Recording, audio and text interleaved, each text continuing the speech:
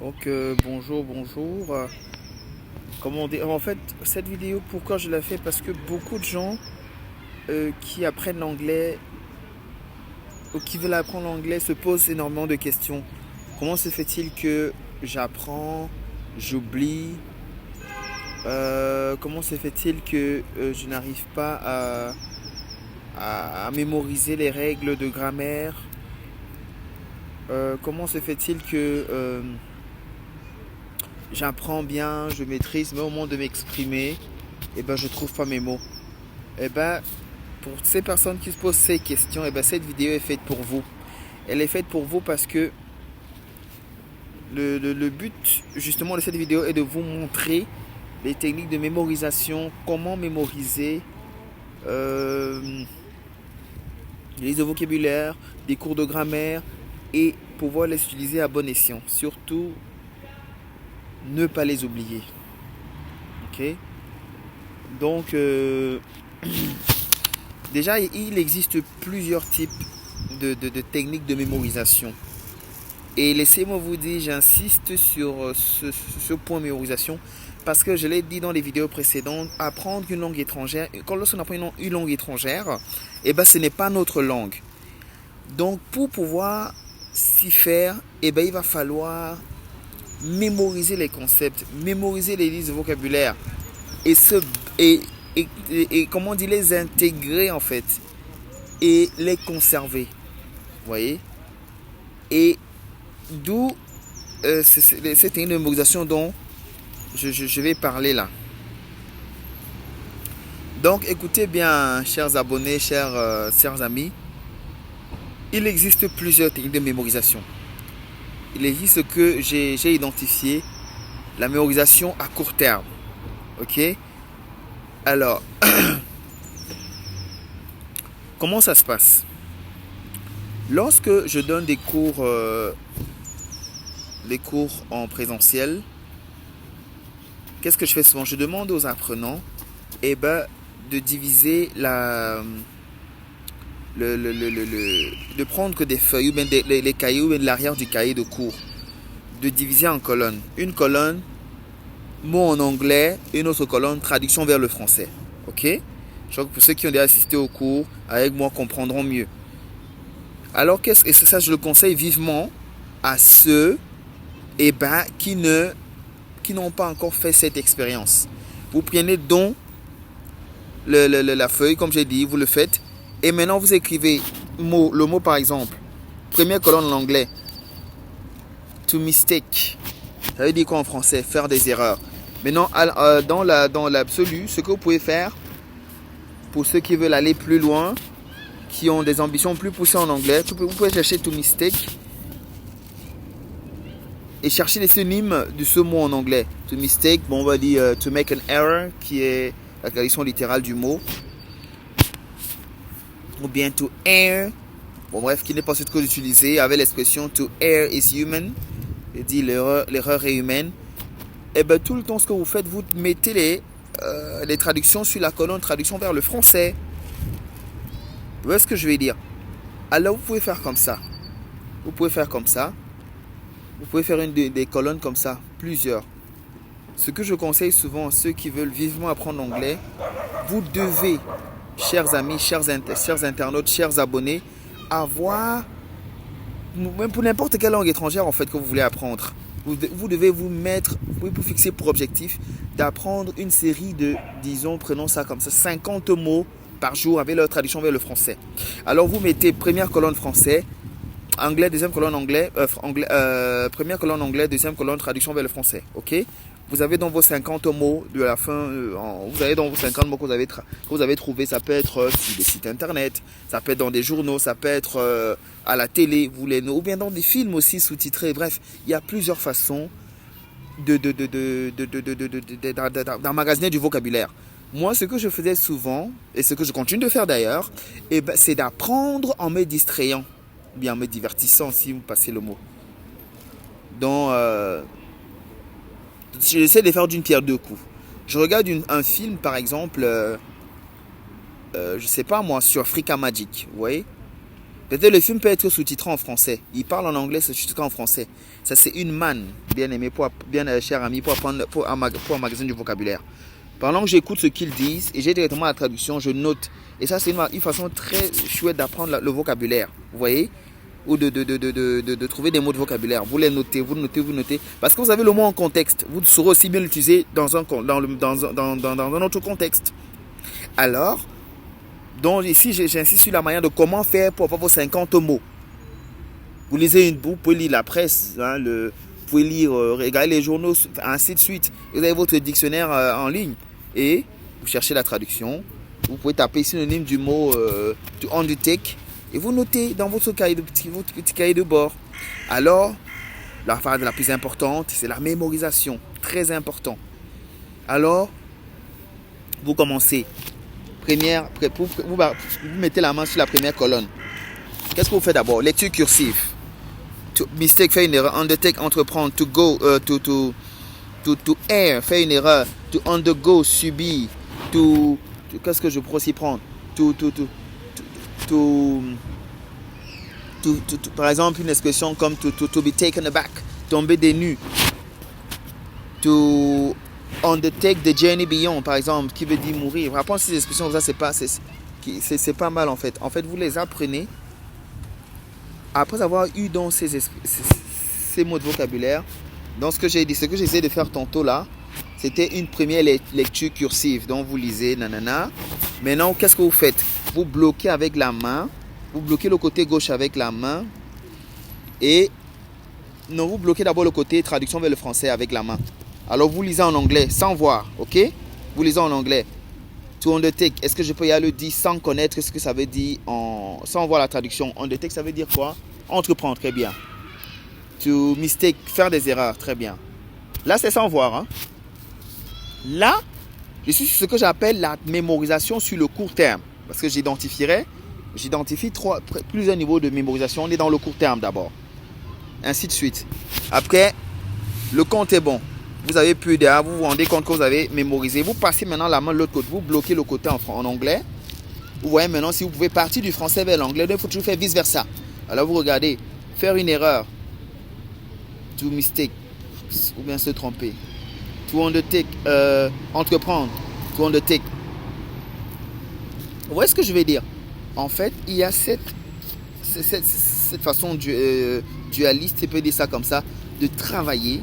Mais laissez-moi vous dire, c'est juste waouh quoi. Ça peut paraître tout bête comme exercice au départ, mais habituez-vous, travaillez ainsi.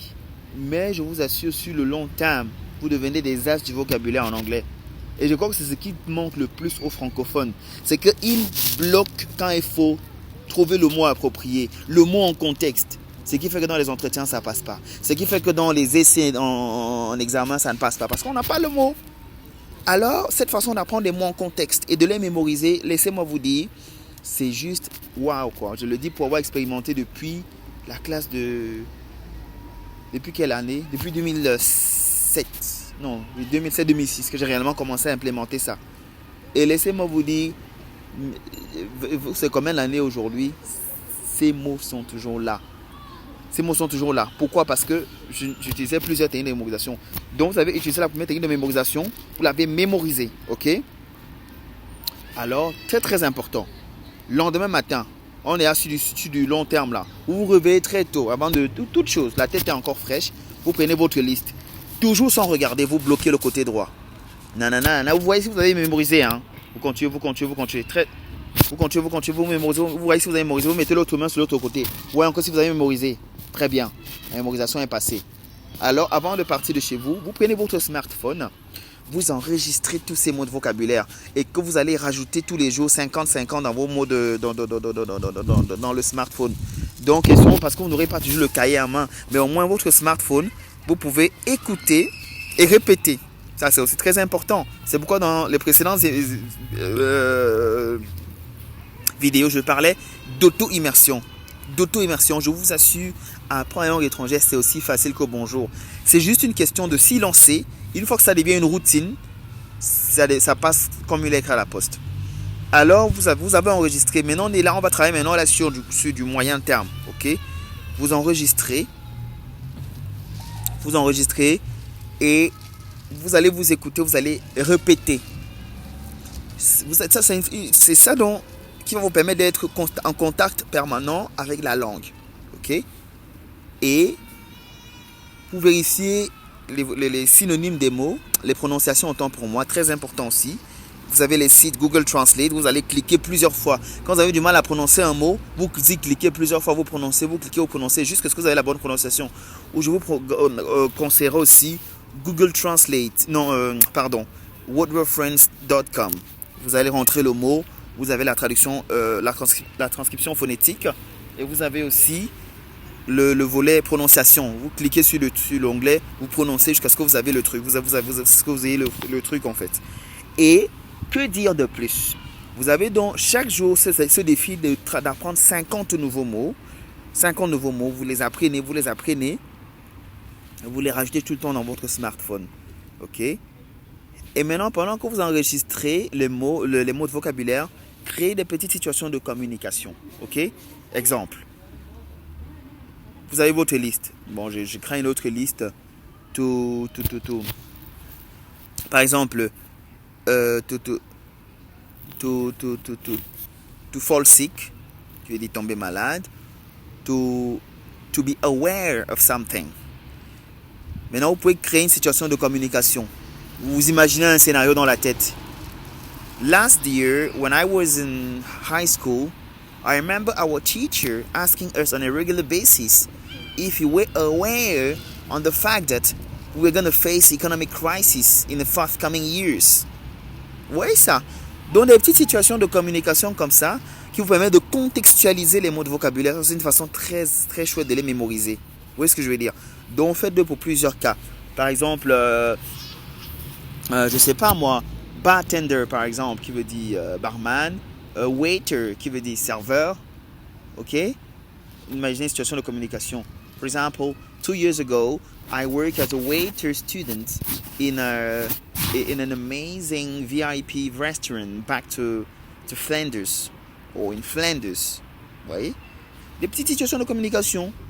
Comme ça que vous rentrez dans l'enregistrement que vous avez fait. Ok? Maintenant, on va sur du long terme. Une semaine plus tard, enfin on va dire ça comme ça. Non mais ce qui se passe c'est quoi? Ce qu'on conseille, même ce qu'on nous conseille souvent à l'UNIF là-bas, c'est que chaque jour, vraiment chaque jour, accordez un minimum d'un quart d'heure à vos listes de vocabulaire et à vos petites notes de mémorisation. C'est les expériences et même les études l'ont montré qu'apprendre une langue étrangère exige d'être au contact de cette langue chaque jour. Que d'attendre peut-être, et c'est ce qui est souvent fait, souvent que ça ne marche pas.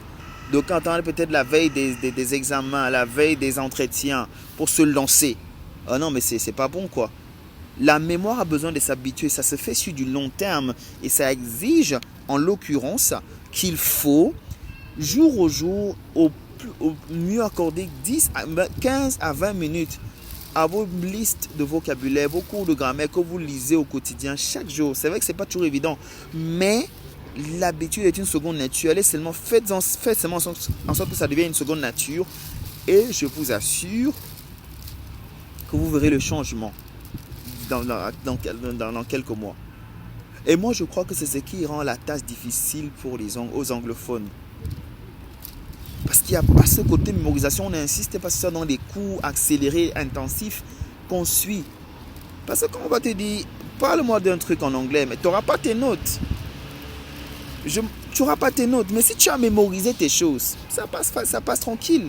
Je me souviens d'un de nos profs, madame, à l'université de Mons, qui nous disait, venez à l'examen avec vos têtes.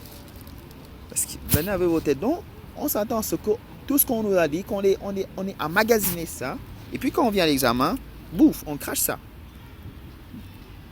Alors, d'où l'importance, chers internautes, chers amis bien abonnés, de la mémorisation. La mémorisation. Et plus vous serez dans cette logique de mémorisation, plus vous passerez le temps à écouter vos listes que vous avez enregistrées et répéter, écouter, répéter, plus vous retournerez à vos notes que vous avez écrites dans le cahier, que vous continuerez de mettre la main, de lire, de répéter, de lire, de répéter. Ok? Je vous assure le changement sera radical. Je sais pas, je vais insister sur ça. Je crois que je ferai encore une vidéo, peut-être avec un tableau pour bien expliquer, parce que honnêtement, ça c'est le focus de la chose. Je l'ai souvent expliqué à ceux qui sont venus en cours avec moi, mais je crois que beaucoup l'ont banalisé. Mais je sais qu'il y a certains, on ne cite pas des contemporains, qui suivant cette vidéo vont comprendre, parce que je me souviens certains avec qui on a travaillé, comment en travaillant de cette façon, le progrès est rapide. C'est rapide, on apprend plus vite. On apprend plus vite. On apprend plus vite. Bref, d'ici quelques temps, je vais organiser des cours en présentiel, où on va aller dans des cas beaucoup plus pratiques, ok? On prendra par exemple tag question, how to talk about tag questions in English, vous voyez? Et maintenant, on va voir comment mémoriser un cours de tag question, très important. Maintenant, on va prendre par exemple irregular verbs. Comment mémoriser les irregular verbs et ne plus les oublier. Vous voyez? Donc, on pourrait organiser une séance de cours comme ça de 2 heures maximum, où on va dans... Et maintenant, pour plein de listes de vocabulaire, assez grec de grammaire, l'envol est direct. So, que dire de plus? Je préparerai une autre vidéo dans ce sens. Je crois, comme je l'ai dit tantôt en parlant, j'ai eu cette pensée qu'il faut insister sur cet aspect. Je développerai bien d'autres aspects concernant ce côté mémorisation. Mais je crois que l'essentiel a quand même déjà été dit. Commencez déjà par mettre ça en pratique. J'attends vos feedbacks. C'est vrai que malheureusement, les gens, mes abonnés là, vous ne réagissez pas. J'attends vraiment quand vous regardez des vidéos que vous fassiez des suggestions. Que s'il y a des choses sur lesquelles vous aimeriez que j'insiste, des choses que vous aimeriez que j'explique, j'attends de vous que vous me disiez ça. Parce que je ne sais pas toujours forcément les défis auxquels vous êtes confrontés dans le processus d'apprentissage de la langue anglaise. Donc j'attends vos feedbacks, j'attends vos suggestions, enfin, bref. So I hope you're gonna enjoy this video, and that very soon we're gonna meet up for those who are gonna be available to go deeper, in the learning procedure of the English language. And I'm sure that for those who are gonna listen to this video and that are gonna take into account, the piece of advice that I just gave, I'm sure your level will change radically. Just take my words for it. So what to say? We'll keep in touch. I love you guys. See you soon. Bye.